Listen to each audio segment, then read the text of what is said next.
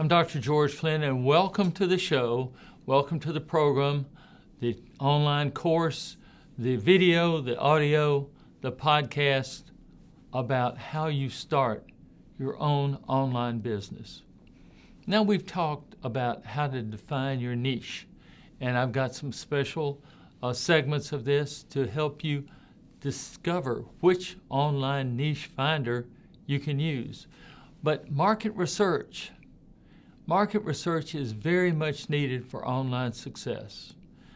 There's a dynamic landscape of us online business, and what we say is knowledge is power. Knowledge is definitely power because it will help you design, figure out, as we say, what online business might work. Market research will serve you. It will serve as a compass, as a guide to guide you. You're an entrepreneur now because you have got an idea. You're going to take it to market. It's going to guide you through this vast digital terrain. And you can almost have information overload in the digital terrain, but I'm going to help you cut through all of the ideas, and we're going to cut off the ideas that don't work for you and make you able to succeed. You're going to have informed decisions, not just someone trying to sell you something. You're going to be informed, and you can make the decision that's right for you. It won't be right for everybody. And not all of these decisions are right for everybody, but they'll be right for you because you're informed. You're going to be able to identify opportunities, and you're going to be able to, that's right, connect with your target audience. Your target audience, and I don't like the word using target. It's your audience that might be interested in those things that you have. So we're going to delve deep into the market research. We're going to find out its significance, its methods, and the strategies that empower you as a beginner to navigate all of these complexities of the digital marketplace. The pillars of market research. Now, these are very important. Market research is not just a formality. It's not just a word. It's a foundational step that informs every facet of your online business journey. It's going to help you with every part of it. It's going to encompass the systematic gathering analytics, and you're going to be able to gather data, analyze the data, and interpret the data related to your idea, your niche, your industry, your competitors, your customers, and the market trends. The competitors and the customers and the market trends are some things that you really want to know about. And so you're going to acquire an understanding of your ecosystem, we'll call it, and gain insight into what strategies and what products and customer interactions you need to have. So what are we going to have? We're going to have what's called a customer-centric approach. That means the customer is at the heart of the matter, not you, it's your customer. So the heart of an effective market research is thinking about your customer. Your customers just aren't buyers. They're individuals. They're people just like you and just like me. They're people, and they have needs. They have desires, and their desires and needs are unique. And they have pain points.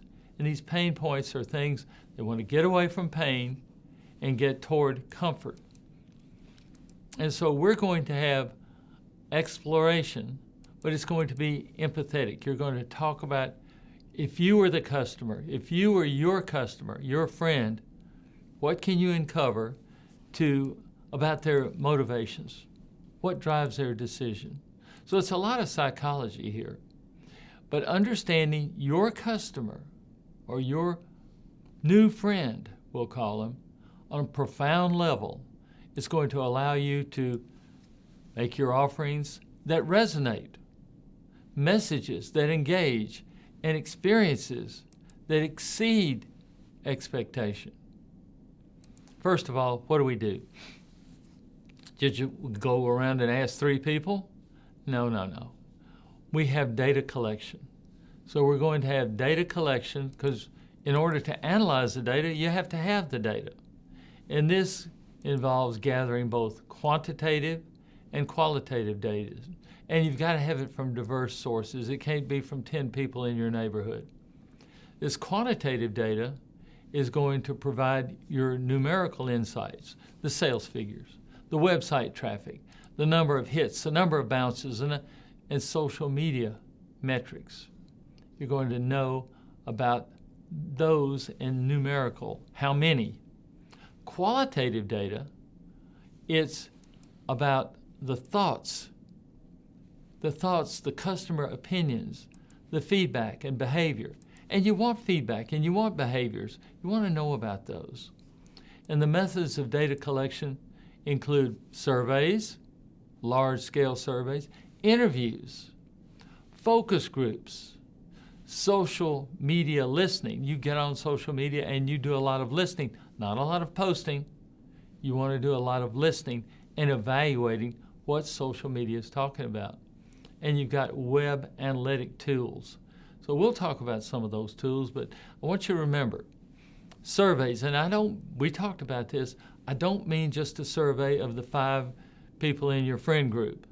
No, we've got to have big groups, and we've got to have focus groups. So let's get into that and how to analyze it. So we're going to take this technology that we have available to us. It's going to empower you as an entrepreneur with a lot of tools, and you're going to have a lot of ways to collect data efficiently, and you're going to have ways of analyzing the data. Web analytics, there are platforms such as Google Analytics. They're free. It offers insights into website traffic, so you can go and, quotes, spy on your competitors or the people that are in your same niche. So you might be able to spy on them, but it's totally legal because Google Analytics will have analytics about your site. It has the analytics about their site. So you're going to get insights into website traffic, what the user does, their behavior, and what's called the conversion rate. It's you make an offer to 100 people, say, and the 50 people buy it. The conversion rate is 50% or 0.5. Now, conversion rates usually with direct mail are 1 to 2%. For every 100 postcards you send out, every 100 letters you send out, 1 or 2 may respond to you. Now, social media analytics, oh man, it allows you to monitor engagement metrics, audience demographics, and content performance. In other words, you can put up a post, you can see how many people click on it, how many people stay on it, for how long, and there is just a myriad of data out there. I want you to know about the tools, and then we can decide which tools that you might want to use. So all of these tools give you a panoramic view of your online presence. You can have data-driven decision making. What does that mean? It means you can look at the numbers and make your decisions rather than, oh, I feel this is right. I just think this might be right. So remember, this is going to be in high definition. It's going to be in CinemaScope. It's going to be in wide angle. You're going to have more data that you can deal with, so it's going to be taking that data and using only the data that is good for you and impacts you. Well, the first thing, we can find out the buyer persona. Now, a buyer persona is sort of like an avatar. It's a fictional representation of your ideal customer. You're going to have a detailed buyer persona, and once you get that buyer persona, you're going to have all of this demographic information, these psychological and psychographic traits, the pain points, the goals, and the behavior patterns. And these persons are going to personify your audience. This is very important. It's going to allow you to tailor your marketing strategies, your content, your products to meet their specific needs. They have very specific needs. And you're going to have one person, one ideal person. You're going to talk to that one person. And don't, on all of your website, all of your posts, all of your conversation is going to be talking to that one idealized person that embodies the characteristics of your ideal client or your ideal customer. Well, what happens is this humanizes your target audience, and that way you get empathetic. You're going to empathize with them, feel like they do. You're going to have empathetic engagement. Now, what about your competition? You've got to analyze your competition because it's a strategic facet of market research. Now, remember, your competition has done the same thing. They've evaluated other competitors. It involves studying their strengths. Now, don't just always say they're weak here, they're weak here. No, they have strengths, and they have weaknesses. They have offerings, and they have prices, and they have customer interactions. You can look at the comments, and you can see who liked them and who didn't like them. Why do they like them? Why do they not like them? You're going to learn so much about your competition. And you can analyze your competition's successes and shortcomings. You can gain insights into where they have gaps in the market that you can capitalize on. Now, this analysis will help you position your business uniquely and develop strategies that differentiate you from the competition. You need to have a unique selling proposition, and we're going to help you get it. Now, market trends, some of them can be ripples, and some of them can change the trajectory of your business. You know, your business has a trajectory that's going to go one way or the other. Now, you can change that. So I want you to stay attuned to industry trends, and it's going to allow you to anticipate shifts in your customer preferences. You're going to have emerging technology, emerging market demands. Trend analysis involves looking at publications, looking at industry reports, social media discussions, and expert opinions. It's all online.